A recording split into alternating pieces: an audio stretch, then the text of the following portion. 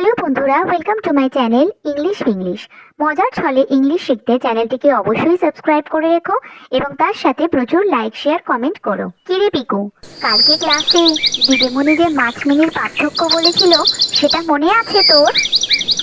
হ্যাঁ, খুব ভালোভাবে মনে আছে।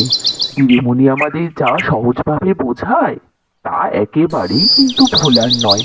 তাহলে বলতো, মাছ আর মিনির মধ্যে পার্থক্য কি? অবশ্যই কিন্তু উদাহরণ দিয়ে বলবি। হ্যাঁ, একদমই তাই।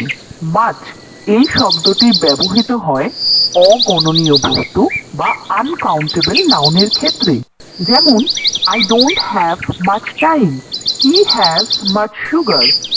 বাহ, তুই তো খুব ভালো শিখেছিস, একদম ঠিক বলেছিস। এবার বলতো, মিনিটা কখন ব্যবহার করা হয়? মেনি শব্দটি ব্যবহৃত হয় গণনীয় বস্তু বা কাউন্টেবল নাউনের ক্ষেত্রে। যেমন, I don't have many pens, we have many friends ইত্যাদি। দেখেছিস পিকু, ইংলিশ ভিংলিশ চ্যানেলটা সাবস্ক্রাইব করে আমরা কত তাড়াতাড়ি ইংরেজি শিখে যাচ্ছি। তাই তোমরাও দেরি না করে চটপট চ্যানেলটাকে সাবস্ক্রাইব করে নাও।